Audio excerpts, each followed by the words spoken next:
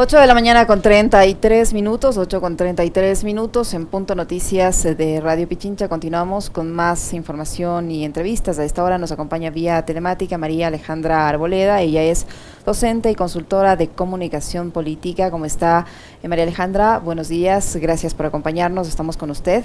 Alexis Moncayo, quien le habla, Licenia Espinel. Finalmente ya hay los resultados. Ha sido incluso reconocidos por los principales políticos y por el propio presidente de la República. El nuevo presidente de Colombia ha sido electo con una muy buena votación, algo considerado histórico en ese país. ¿Qué viene de ahora en adelante y cómo evaluar esta jornada en la que resultó electo Gustavo Petro como nuevo presidente de Colombia? Buenos días, bienvenida. Buenos días, muchas gracias por la invitación y saludos a toda la audiencia. Básicamente, pues sí, tuvimos una jornada electoral bastante interesante, con una gran participación. El presidente electo, Gustavo Petro, y su vicepresidenta, Francia Márquez, pueden considerarse como un fenómeno político en nuestro país y vienen grandes retos, puesto que llegan con muchas expectativas y la gente está esperando a ver qué va a ocurrir, especialmente en los primeros 100 días de este gobierno después del 7 de agosto de este año. ¿Cómo está, María Alejandra? Qué gusto saludarle, poder conversar. A ver, es verdad, hay muchas expectativas con respecto de la elección de este domingo. Es un hecho histórico, nosotros lo referíamos así en el comentario, es la primera vez que un partido, un candidato, un binomio de izquierdas llega al poder por la vía democrática, lo cual además es bastante alentador en Colombia, pero hay varios desafíos, ¿no? Quizás el más importante probablemente tiene que ver con la consolidación de un proceso de paz y a partir de ahí empezar a ir, digamos, cerrando heridas que ha dejado históricamente estas últimas 5 décadas en Colombia, pero empezar a ocuparse también de los problemas estructurales que son urgentes, ¿no? La economía, el empleo, la producción, etcétera, etcétera, etcétera, ¿no es cierto? Entonces, ¿en qué condiciones llega Gustavo Petro ahora al poder y qué país le deja Iván Duque a Gustavo Petro? Bueno, empecemos por entender el país que le queda a Gustavo Petro y al cual llega con muchas expectativas, pero como ustedes bien lo mencionan, con muchos desafíos. El país vivió una pandemia que como la vivió el mundo entero, pero una pandemia que tuvo unas cuarentenas bastante largas y esto impactó profundamente, especialmente los indicadores sociales. Entonces, llega a un país en el cual aumenta la pobreza, aumenta la desigualdad y en algunas regiones especialmente aumentó el desempleo. Entonces, estos son los retos, digamos, que va a tener Gustavo Petro en primera instancia y en los cuales recibe en términos sociales y en términos de empleo el país que recibe. Pero por otro lado, hay un gran reto y un desafío en recuperar la seguridad, especialmente en las regiones más olvidadas del país. Entonces tiene un reto también en seguridad, pues hay un detrimento de la seguridad a nivel rural y también a nivel urbano en las ciudades capitales principalmente. Y hay unos retos, digamos, un poco más estructurales a los cuales se tienen que enfrentar, entre esos, si va a llevar a cabo una reforma pensional, si va a llevar a cabo una reforma laboral y cómo va a generar nuevas condiciones para mejorar los indicadores sociales en nuestro país. Y hay otro reto importante y es cómo va a mejorar la infraestructura en el país. María Alejandra, la votación es considerada como histórica, pero también es histórico porque se va a tratar del primer presidente de izquierda y esto se constituye una gran oportunidad para poder darle algo más de equidad a un país caracterizado por la injusticia, por la violencia, por el narcotráfico, por la pobreza y sobre todo por la inequidad. ¿Qué nivel de gobernabilidad va a tener el nuevo presidente? Me refiero a la conformación de la parte legislativa, del Congreso, de la clase política, de los medios de comunicación que a lo largo de toda la campaña lo pintaban como o sacaban a relucir su pasado de líder guerrillero y no su capacidad o su profesionalismo o su ser como político. ¿Qué nivel de gobernabilidad le va a dar con todos estos antecedentes que le cito? Bueno, lo primero es mencionar que Gustavo Petro llega al poder con el 50.4%, de acuerdo al preconteo. Yo creo que esto le permite una legitimidad importante para posesionarse el 7 de agosto. Por otro lado, el pacto histórico, que es básicamente su movimiento que lo respalda, tiene una representación en el Congreso con 21 senadores. Y ahora viene un proceso de cómo empiezan a construir mayorías en el Congreso, que eso va a ser muy importante para su legitimidad. Y hay algo fundamental no solamente para Gustavo Petro, sino para cualquier presidente. E insisto, son los primeros 100 días de gobierno en los cuales, con esa legitimidad que llega al poder del 50% de la población que lo eligió, empezar a construir la confianza frente a ese proyecto de país. Y creo que ese va a ser uno de los puntos fundamentales para empezar a derribar un poco esas creencias que, como usted bien los mencionaba, frente a el pasado que tuvo Gustavo Petro y esta segunda oportunidad, dado que sí, él hizo parte del M-19, pero se desmovilizó, entró a la política y ya está en una vía legal y llegó al poder. Entonces, esos primeros 100 días van a ser muy importantes para construir confianza con esa ciudadanía que no depositó el voto por él, pero que al final del ejercicio es un presidente que tiene que gobernar para todo el país. Entonces hay grandes desafíos en la legitimidad, en construir confianza. Legitimidad me refiero no solamente a ese país que votó por él, sino especialmente por esa otra parte del país que no votó por él. Generar reconciliación.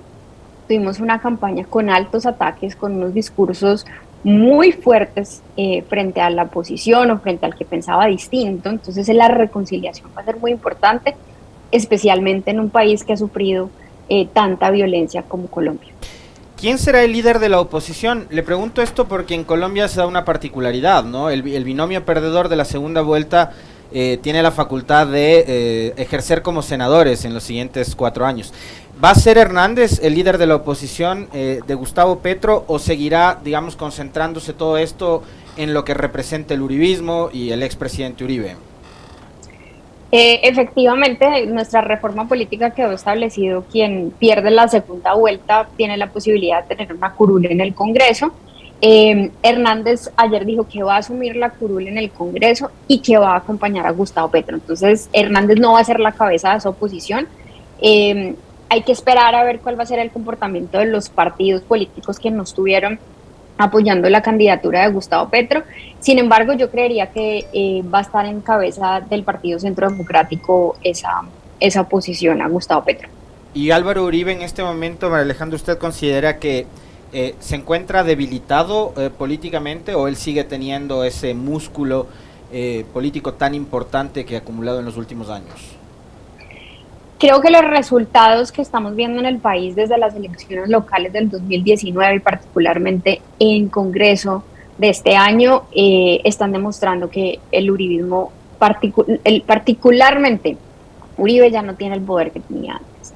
Y adicionalmente, el hecho que el candidato que representaba un poco lo que era el uribismo no hubiese pasado a una segunda vuelta, nos está mostrando que el uribismo ya no está teniendo la fuerza que tenía antes. Y creo que esto está dado por los altos índices de desfavorabilidad con los que sale Iván Duque en el país. Es un presidente que ha tenido una desaprobación del 74%. Entonces esto incide profundamente. Yo creería que el poder de Uribe no es que no exista, creo que tiene algo de poder porque todavía hay personas que lo siguen, que lo admiran, pero el país está manifestando que quiere nuevos liderazgos y que el uribismo en cabeza de Uribe quizás ya no lo quiere el país, pero el Partido Centro Democrático sigue teniendo una participación importante en el Congreso y probablemente tendrán un rol clave durante estos 4 años como oposición del presidente Gustavo Petro. María Alejandra, ¿de qué manera puede cambiar la vida de los sectores más necesitados, de los grupos aislados en Colombia, tomando en cuenta que va a tener una vicepresidenta que su origen viene de los grupos más desposeídos, más pobres del país, y además es una afro? Entonces, ¿de qué manera está la situación o la expectativa que hay en estos sectores sobre la vicepresidenta? Ella ha hecho un discurso bastante interesante y dijo que es el gobierno de los nadies. ¿Cómo puede cambiarle la vida a la gente ella, por ejemplo? Bueno, lo primero es esperar que se cumplan esas expectativas. Yo celebro como mujer que tengamos más mujeres en posiciones de poder. Ella siendo vicepresidenta, creo que esto es un mensaje muy importante para el país, pero adicionalmente representa, como bien lo plantea, esa población que por mucho tiempo se sintió excluida. Estamos hablando de comunidades afro, también estamos hablando de lo que representa ella como mujer, y una región en Colombia, que es el suroccidente, que por mucho tiempo se sintió lejana del poder central.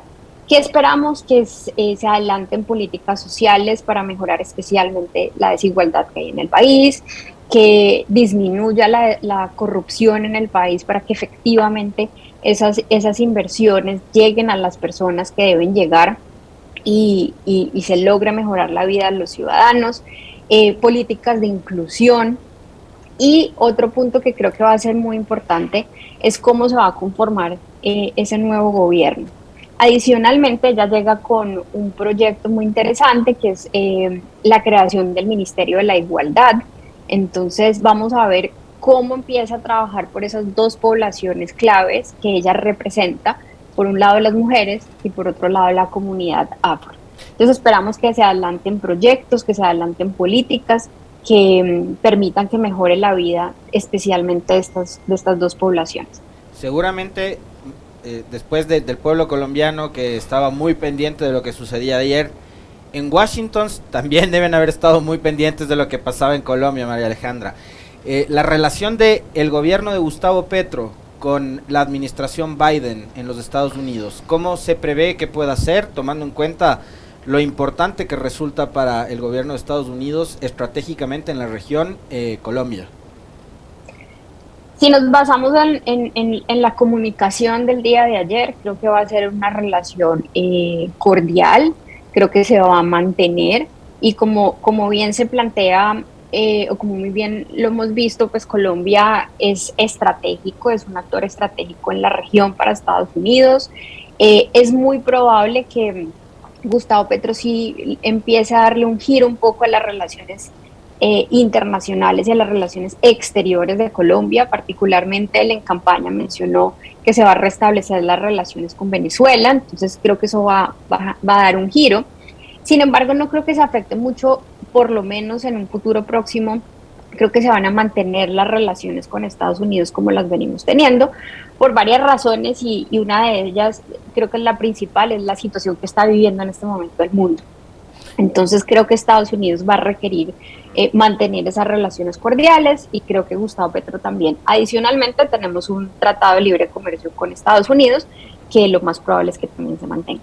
Le preguntaba esto, obviamente, claro, por los antecedentes históricos que usted refería, María Alejandra, pero también por algo que está pasando en Ecuador. Y no sé si de alguna manera también podría replicarse en su país y en otros de la región, ¿no? Acá hemos tenido un repunte muy importante de la violencia. Y ese repunte de la violencia, que digamos puede ser consecuencia de la falta de oportunidades, desempleo, etcétera, crisis económica, pospandemia y demás, lo han vinculado el gobierno y el relato de los grandes medios de comunicación y de los analistas que están recurrentemente invitados en estos espacios, ha sido vincular el repunte de la violencia inmediatamente con el narcotráfico y el crimen organizado, y a estas dos figuras con una organización política, con el progresismo, la revolución ciudadana. Han querido construir un monstruo, ¿no?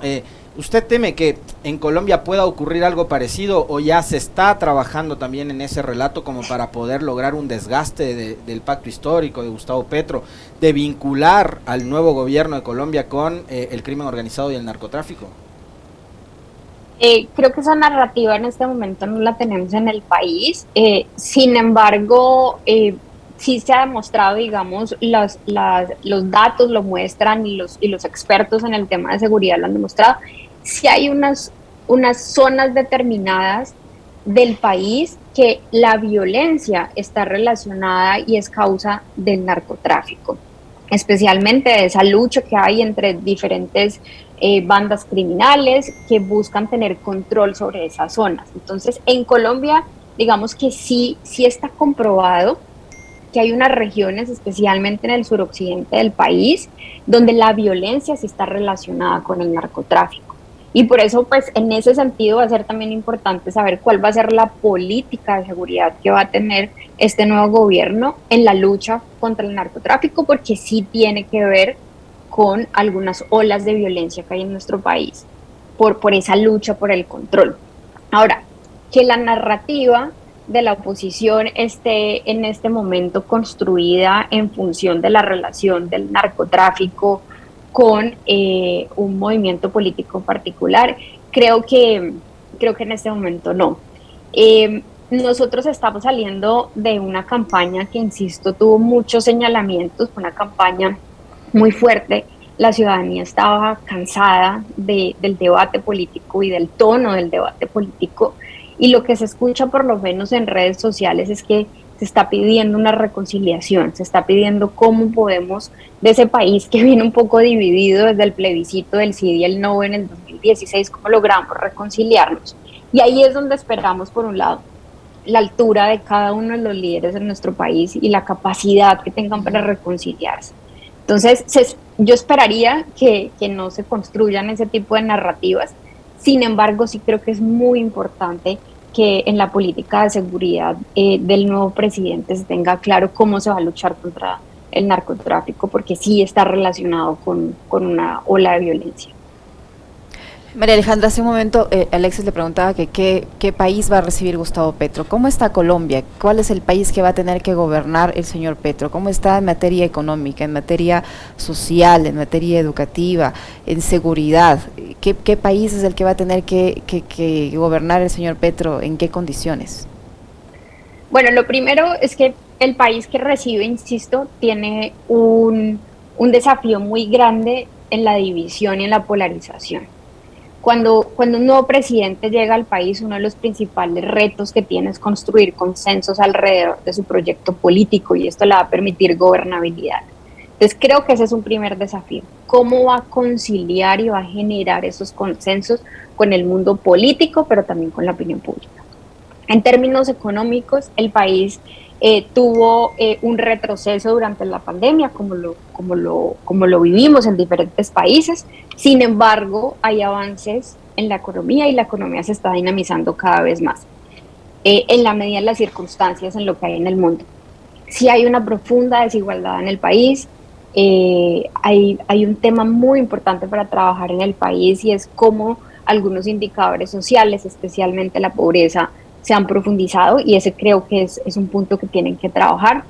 En el gobierno de Iván Duque se avanzó en muchos programas sociales que han tenido un impacto importante para evitar que más familias caigan en pobreza extrema. Ese es un programa que vale la pena que se revise para ver si se mantiene.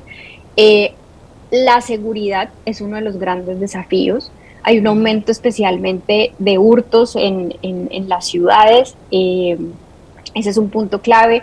¿Cómo se va a mantener la seguridad de los líderes sociales? Porque también ese es otro gran reto.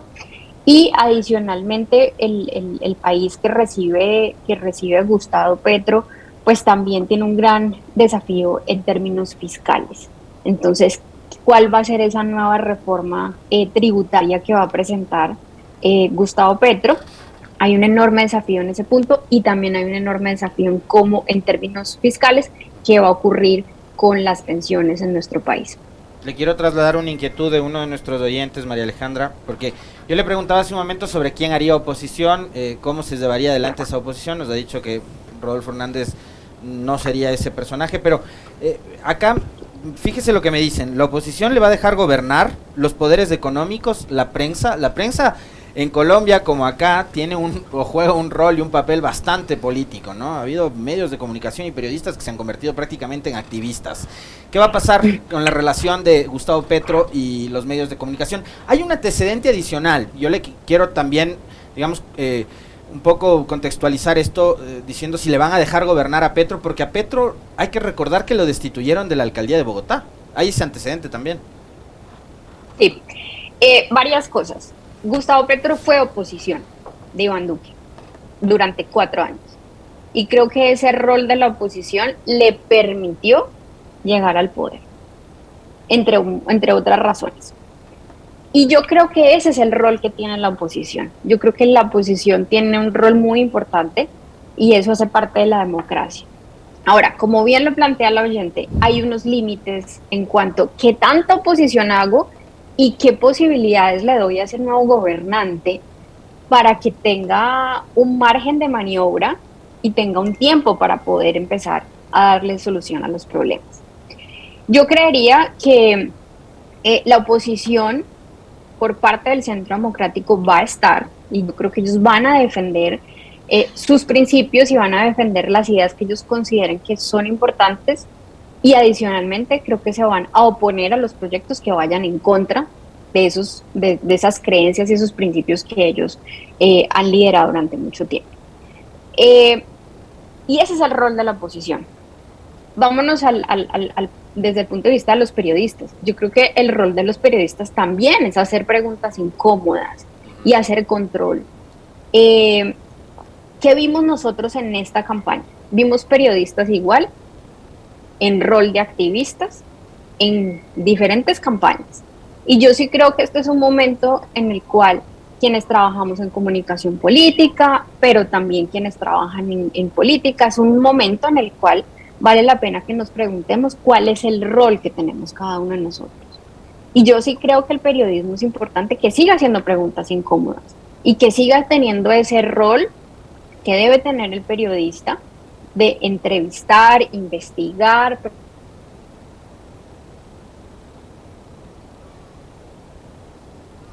Tuvimos algún inconveniente en la conexión con María Alejandra Arboleda, docente y consultora de comunicación política de Colombia, que estaba conversando con nosotros. ¿Me confirman, por favor, si la tenemos?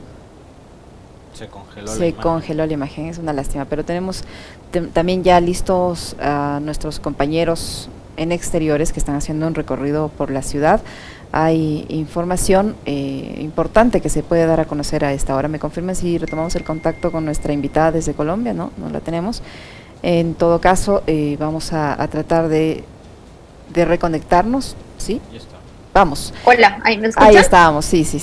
María Alejandra, listo. Yo le quería, para cerrar ya, le quería preguntar, en lo local, al haber sido el presidente Petro alcalde de Bogotá y al haber tenido una votación importantísima en Bogotá, seguramente todos los ojos de los bogotanos están puestos en el presidente electo. ¿Cuál será el compromiso o cuál es el compromiso que el presidente electo tiene con Bogotá para mejorar esa ciudad? Yo creo que hay dos puntos claves. Uno es la agenda social, que no solamente creo que Bogotá la espera, sino que la esperan especialmente las regiones del suroccidente colombiano, que votaron masivamente y apoyaron a Gustavo Petro. Esa agenda social va a ser fundamental. Y por otro lado, cómo se va a mejorar la seguridad en el país. Insisto, ese es uno de los grandes temas, particularmente en las ciudades, porque han aumentado los hurtos. Y hay otro punto clave para tener en cuenta que yo creo que están las expectativas de la gente, cómo se va a generar más empleo y cómo se van a generar más oportunidades para aquellas poblaciones que quizás se han sentido excluidas. Muy amable. Muchísimas gracias, María Alejandra, por su tiempo y por la información que nos ha proporcionado. Muchas gracias por la invitación. Un saludo a toda la audiencia.